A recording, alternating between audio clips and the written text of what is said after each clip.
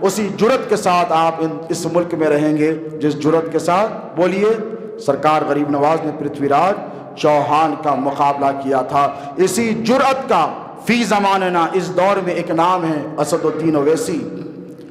کون؟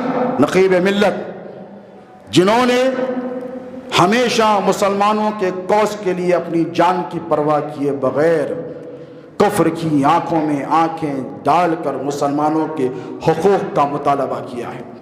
ابھی کل اتر پردیش میں وہ جب لوٹ رہے تھے میرٹھ میں ریلی کر تو وہاں پر سے ان پر ایک جان لیوا حملہ کیا گیا۔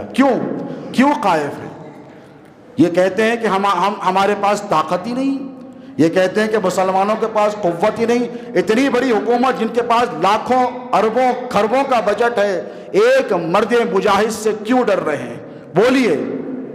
علامہ اقبال نے شاید اسد الدین اویسی جیسے قائدین کے لیے یہ شعر کہا تھا، اور کہا تھا کہ آئین جواں مرداں حق گوئی و بے باکی۔ آئین کہتے ہیں قانون کو، طریقے کو، آئین جواں مرداں حق گوئی و بے باکی، اللہ کے شعروں کو آتی نہیں روباہی۔ یعنی روباہی یعنی دو قسم کی بات کرنا۔ اسد الدین اویسی صاحب نے کبھی دو قسم کی بات نہیں کی، ہمیشہ مسلمانوں کے کوس کے لیے بات کی۔ ان پر حملہ کیا گیا، بزدلانہ حملہ کیا گیا، قاہرانہ حملہ کیا گیا۔ ہم مسلمانان حیدرآباد شد و مت سے اس کی مخالفت کرتے ہیں۔ کہہ دیے آپ کرتے ہیں کہ نہیں؟ اپنے ہاتھ اٹھا کر بولیں۔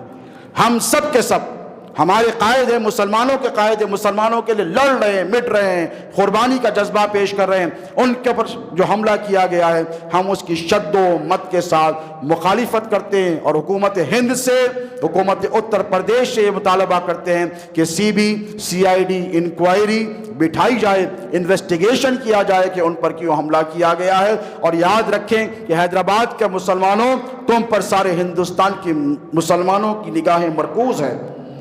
ایسا نہیں کہ صرف بیرسٹر اسد الدین اویسی صاحب کی طرف دیکھتے ہیں، ان کو پتا ہے کہ حیدرآباد کے مسلمانوں میں وہ جذبہ ہے کہ آج 30 سے 35 سال گزر گئے ہیں، لیکن حیدرآباد کی پارلیمنٹ سیٹ کو بچا کر رکھنے والے یہ حیدرآباد کے مسلمان ہیں۔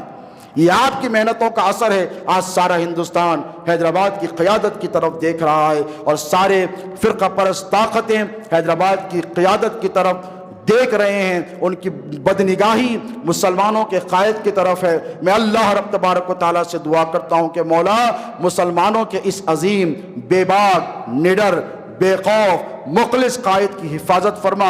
پروردگار حاسدین کی حسد سے جناب اسد الدین اویسی صاحب کی حفاظت فرما۔ شریروں کے شر سے، فتنہ پروروں کے فتنوں سے، آفات سماوی و ارضی سے ان کی حفاظت فرما۔ اے اللہ انہیں عمر دراز عطا فرما تاکہ وہ قوم و ملت کی خدمت کا فریضہ انجام دے سکے۔ اے اللہ ان کی حفاظت فرما۔ مولا کریمہ کا سزا، یہاں جتنے مسلمانوں نے دعائیں کی ہیں ان دعاؤں کو اپنی بارگاہ میں شرف قبولیت عطا فرما۔